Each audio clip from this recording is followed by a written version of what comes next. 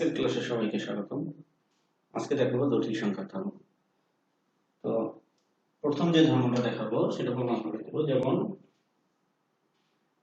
হচ্ছে তোমার a plus ib equal to 0 হলে a equal to 0 b equal to 0। এটা কিভাবে হয় সেটা তোমাদের দেখাবো। তো এখানে দেখো a plus ib equal to 0। তো এখানে a বাম পাশে রাখলাম আর ib টাকে ডান পাশে পার করে দিলাম। এখন যদি এর উভয় পক্ষে বর্গ করি তাহলে a square minus ib square, যেমন a square equal two minus মানে কি হয়ে যাচ্ছে plus i square b square. আমরা যেটা জানি যে i স্কয়ার মানে কত মাইনাস 1 ইনটু b স্কয়ার, অর্থাৎ i square equal two minus 1। এখন দেখো এই a square minus b square 1 দ্বারা b স্কয়ার কে গুণ করলে মাইনাস পক্ষান্তর করে নিয়ে আসতেছি a প্লাস b 0 এখানে পাচ্ছি। তো আমরা তো যেটা জানি যে দুই বা ততোধিক রাশির বর্গের যোগফল যদি শূন্য হয় তাহলে তারা আলাদা আলাদা শূন্য হয়। কেমন করে?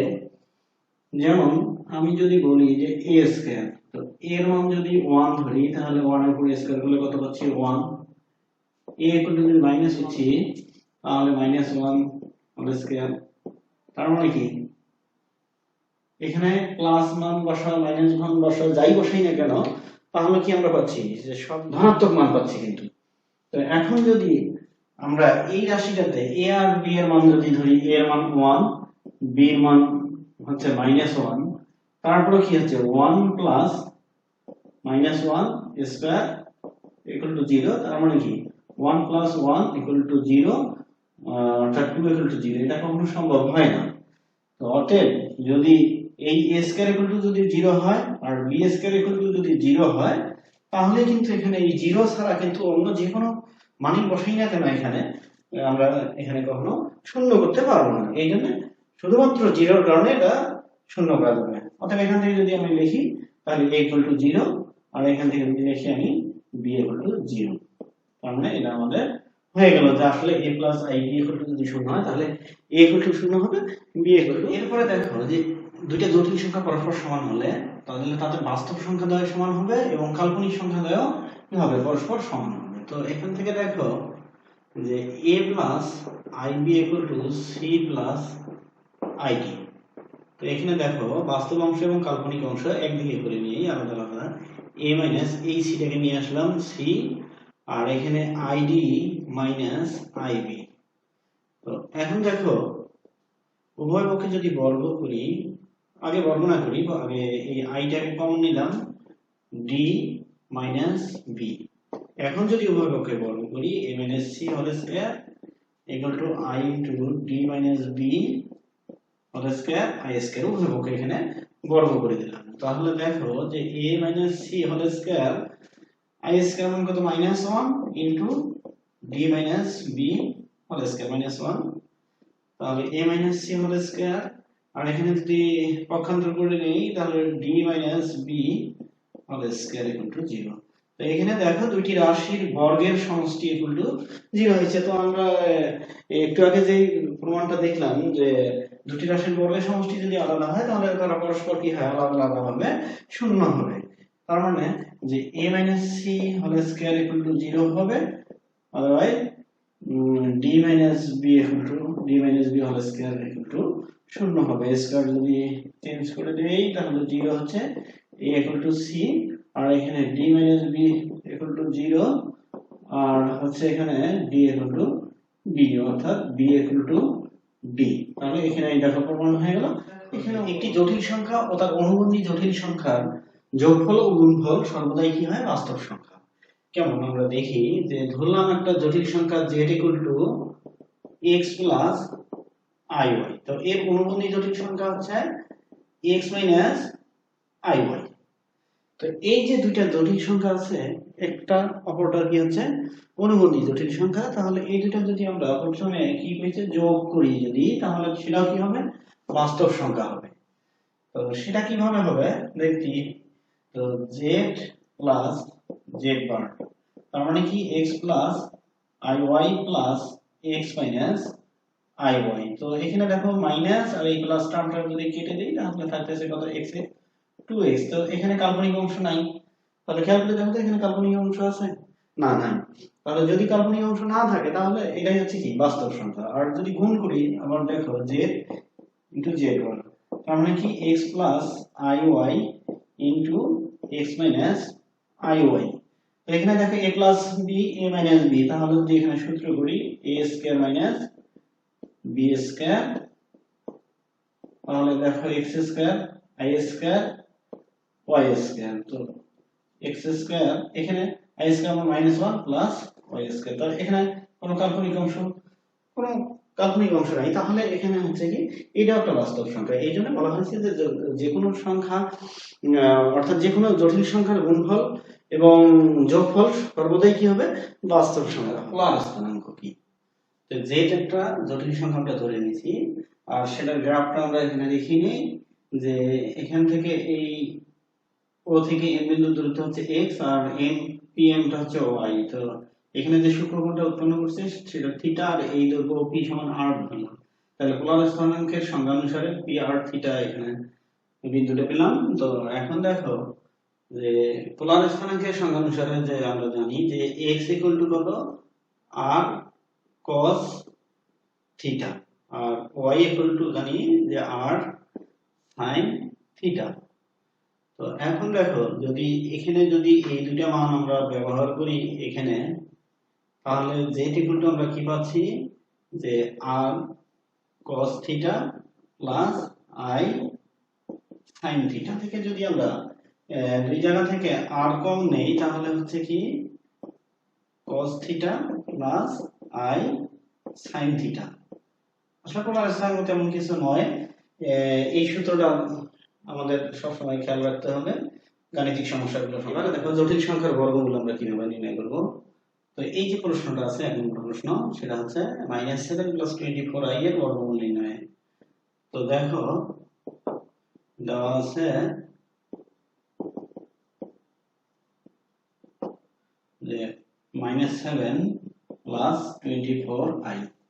তো এই যে জটিল সংখ্যাটা দেওয়া আছে এটা বর্গমূল নির্ণয় করব কিভাবে। তো আমরা সব সময় এই জটিল সংখ্যাটা যে প্রশ্নগুলো দেওয়া থাকবে তোমাদের, তো তোমরা সেগুলো করবে কি যে এর বর্গমূল নির্ণয় করতে গেলে তোমাদের যেগুলো করতে হবে সেটা হলো যে -7 + 24i এর মূল সমান কি √-7 + 24i। তো এখানে এই প্রশ্নটা আমি দেখাইলাম তোমাদের যে বর্গমূল নির্ণয় করতে গেলে কি রুট ব্যবহার করলাম। তো আসলে যে প্রশ্নই দেওয়া থাক না কেন তোমরা সব সময় তার এরকম বর্গমূলের সাহায্যে লিখবেন। লেখার পর যে কাজটা করবেন সেটা হচ্ছে যে ধরি এই √-7 + 24i = x + iy। এটা হচ্ছে এক নং সমীকরণ। কেননা আমরা তো জানি যে যে কোনো জটিল সংখ্যার বর্গমূল নির্ণয় করি না কেন সেটা আবারও কি হবে একটা জটিল সংখ্যা হবে। এই জন্য আমি তার বর্গমূলটা ধরে নিলাম যে একটা জটিল সংখ্যা x + iy। তো এখন আমরা এই এক নং থেকে কাজটা করব, অর্থাৎ এখানে আমরা যেটা ধরে নিলাম x আর y। এই x এবং y এর মান যদি আমরা বের করতে পারি তাহলে কিন্তু আমাদের সমাধানটা হয়ে যাবে। তো এই জন্য আমাদের কাজ করতে হবে কি যে উভয় পক্ষে যদি আমরা বর্গ করি তাহলে দেখো √-7 + 24i whole square = x + iy whole square. তো এই স্কয়ার রুটে কেটে দিলাম -7 + 24i এখানে a + b হোল স্কয়ারের যদি সূত্র করি তাহলে x² + 2x i y + iy whole square, অর্থাৎ a + b হোল স্কয়ারের সূত্র বললাম। তো এখানে দেখো -7 + 24i = x² + 2x y i plus i square y square. তো এখানে দেখো আই স্কয়ারের মানটা কত -1, আমরা এখানে বসাই দেই -7 plus 24i equal to x square minus y square plus i into 2xy। এই যে এখানে y স্কয়ারের সামনে কি i স্কয়ার আছে, তার i স্কয়ার মান ছিল কত -1, তো সেই -1 এর কারণে হয়েছে -y। তো এখানে যার কারণে এখানে x স্কয়ার আর y স্কয়ারটা আলাদা করে দিছি। তো এখানে দেখো আমরা যে জিনিসটা জানি যে সেটা হচ্ছে কি, যে দুটি জটিল সংখ্যার পরস্পর যদি সমান হয় তাহলে তারা বাস্তব অংশ যদি আলাদা হয়। কেমন, যে -7 ইকুয়াল টু পাচ্ছি আমরা কত x square minus y square. তো এখান থেকে x square minus y square equal two -7, এটা হচ্ছে আমাদের 2 নং ধরে নিলাম। আর একটা হচ্ছে এখানে কাল্পনিক অংশটা সমান করলে অর্থাৎ 2xy ইকুয়াল টু 24, এটা হচ্ছে 3 নং সমীকরণ। তো এখন এখান থেকে আমরা যে কোনো কৌশলে বা বীজগণিতের যে কোনো নিয়ম ব্যবহার করে আমরা x এবং y এর মান বের করব। আর এখানে সমীকরণ দাঁড়াইছে আমাদের দুইটা। তো আমরা যেটা জানি যে x square plus y square whole square equal to x square minus y square whole square plus 4x square y square. অর্থাৎ a plus b whole square একটা অনুসিদ্ধান্ত হচ্ছে a minus b whole square plus 4ab। তো সেই সূত্রটা আমি এখানে ব্যবহার করছি। তো এখানে দেখো x square plus y square whole square, এর মান কিন্তু আমরা এখান থেকে বসাই দেই -7 হোল স্কয়ার, অর্থাৎ এই মানটা বসাইলাম। এখানে 2xy হোল স্কয়ার করলাম, যেহেতু x এর উপর স্কয়ার আছে y এর উপর স্কয়ার আছে, আর 4 কে 2 করা যায়, করে হোল স্কয়ার করে দিলাম। তো এখানে দেখো -7 মানে -7 এসে প্লাস 49, আর এখানে আছে 24 হোল স্কয়ার। 49 প্লাস 24 হচ্ছে 576, আর এটা যোগ করলে হচ্ছে 625। তো এখান থেকে দেখো x square plus y square whole square equal to পেলাম আমরা 625। তাহলে x square plus y square equal to 625 এর বর্গমূল করলে 25। তাহলে এটা আমরা পেলাম 4 নং সমীকরণ। যদি আমরা এই 2 নং সমীকরণ আর এই 4 নং সমীকরণ যেভাবে হোক আমরা x এবং y এর মান আমরা বের করতে পারবো, সেটা যোগ করি যদি বিয়োগ করি তাহলে কিন্তু আমরা এখান থেকে বের করতে পারবো। তাহলে এখানে যেহেতু বিপরীত চিহ্ন যুক্ত মাইনাস আর এখানে প্লাস আছে, তাহলে আমরা যদি একবার যোগ করি তাহলে y টার্মটা কেটে যাচ্ছে, থাকতেছে x, তাহলে x এর মান কিন্তু এখান থেকে পাবো। আবার যদি আমরা বিয়োগ করি অথবা x এর মান যদি 1 নং 2 নং অথবা 4 নং এ বসাই তাহলে কিন্তু মানটা আমরা বের করতে পারবো। তো আমরা 2 যোগ 4 যদি করি তাহলে হচ্ছে কি 2x স্কয়ার ইকুয়াল টু -7 আর 25 যদি যোগ করি তাহলে হচ্ছে কত -7 প্লাস 25।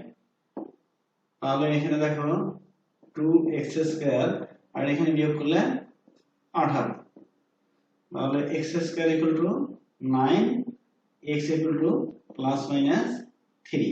তো x এর মান কিন্তু দুইটা আমরা পেয়ে গেলাম। 4 থেকে 2 যদি বিয়োগ করি, 4 বিয়োগ 2, তাহলে আমরা কি পাচ্ছি যে x square plus y square equal two 25, আর আছে x square minus y square equal two -7। যেহেতু বিয়োগ করব চিহ্ন পরিবর্তন করে দিচ্ছি, তাহলে প্লাস মাইনাসে কেটে দিলাম। এখানে 2y স্কয়ার ইকুয়াল টু 25 7 হচ্ছে 32,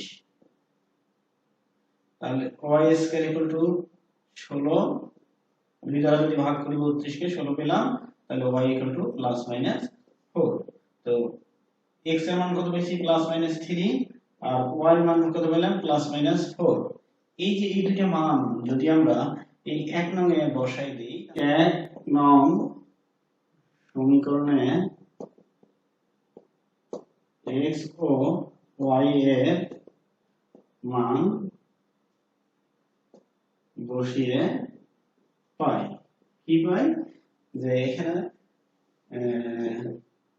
root -7 plus 24 i equal to x এর মান কত পাইছি আমরা +-3 প্লাস i, y এর মান কত পাইছি +-4। তাহলে উভয় জায়গা থেকে যদি প্লাস মাইনাস কমন নেই তাহলে 3 প্লাস 4i। তো এটাই হচ্ছে এই জটিল সংখ্যাটার বর্গমূল। তো এরকম আরো অনেক নিয়ম আছে, এখান থেকে এই বর্গমূল নির্ণয় করার আরো শর্ট পদ্ধতি আছে, সেটাও পরবর্তী লেকচারগুলোতে আমি গাইড দিয়ে দেব, আমরা সেগুলো করার চেষ্টা করব।